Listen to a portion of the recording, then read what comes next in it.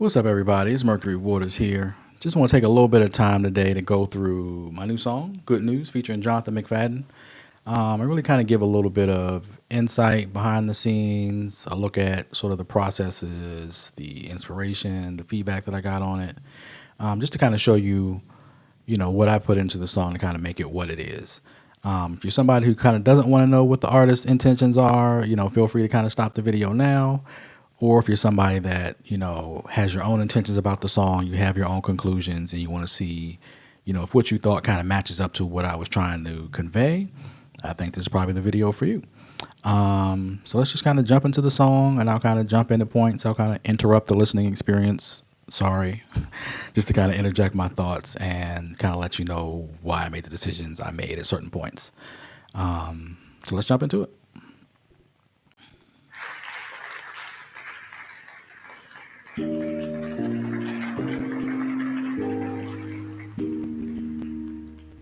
Sometime.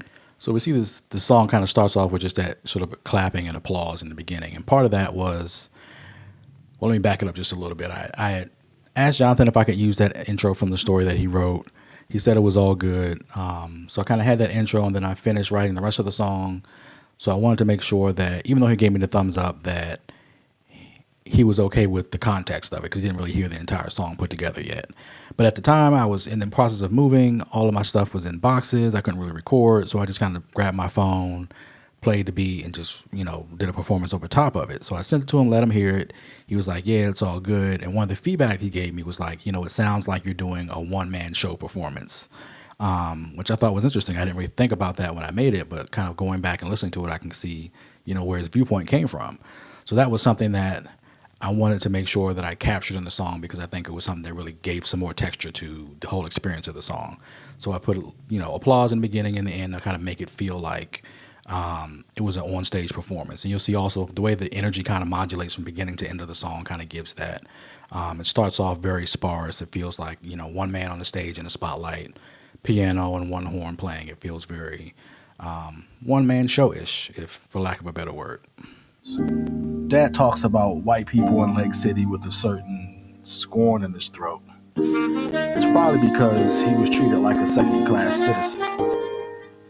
But there was reprieve. Dad and his buddies, they would sometimes go down to Atlantic Beach on the weekend. Of course, they couldn't go down to Myrtle Beach because Myrtle Beach was for white people. There was a long laundry list of things they couldn't do. If you bought something from a white-owned store, you didn't return it.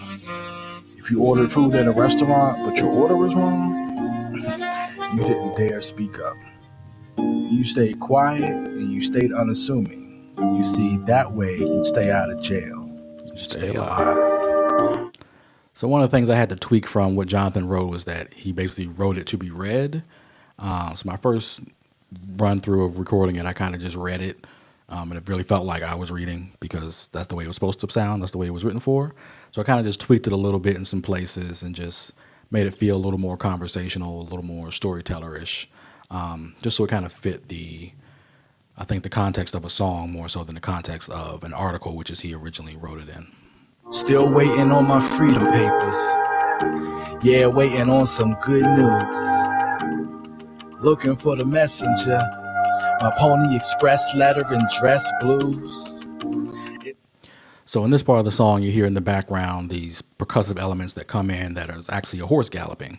And that was really sort of when I was writing, I kind of envisioned it in my head, sort of like a Paul Revere riding through town, bringing a message of freedom and also the idea of the Pony Express, delivering messages across the country, which, of course, speaks to that line of Pony Express letter in dress blues.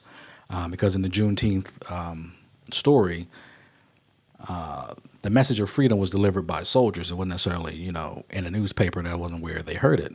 It came via soldiers. So that was sort of that Pony Express letter messaging service, but in dress blues. Dress blues is when soldiers get dressed up in their, fine uniforms. They call them dress blues.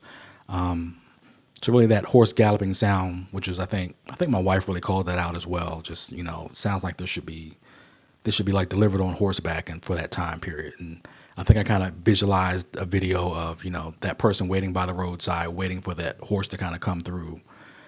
But nobody ever comes. Nobody ever brings the message of freedom. The Lincoln's or the governor's pardon. Get off the line, my call is coming through. Brother, can you spare a dime? Are you free? Who, me? Nah, you? Still waiting on my freedom papers. Yeah, I'm waiting on some good news. I'm looking for the messenger. My Pony Express letter and dress blues. Is it Lincoln's or the governor's pardon? Get off the line, my call is coming through. My brother, can you spare a dime? Are you free? Who, me? Nah, you? So using that conversational aspect of the chorus of, are you free? No, are you free? I'm kind of in a single person playing both sides of the conversation, which I think again plays up that one man show aspect of what I was trying to bring across in that song. And then there's a line in the chorus that talks about, is it Lincoln's or the governor's pardon? So sort of that idea that a governor pardoned someone on death row, but Lincoln was freeing the slaves. So those both are some kind of pardons, but it kind of lines up in a way that we're in a country where we're being killed en masse by police. Is that our death sentence? When is the governor going to pardon that death sentence for us? Freedom is real as the boogeyman. Sleight of hand that disappears when you look again. The spot where I stand is where Plymouth Rock lands. It ebbs and it flows like a mirage in the sand. From henceforth, no. Just a little nugget, that piece, that line I said, the spot where I stand, where Plymouth Rock lands, is a nod to that Malcolm X line of, we didn't land on Plymouth Rock landed on us. Known as the petition of a man, this verse is the purpose to dismantle the plan. Hold a candle to the system so in the flames we dance. Breathe deep for every black rep that never had a chance. For every daughter who never had a dance with her father. Every bystander officer who simply couldn't be bothered. For every mother's tears. This particular part of the song is going through a list of, ways that we're processing loss, sort of vignettes of loss. A mother crying out for their child and asking the Lord to take them instead.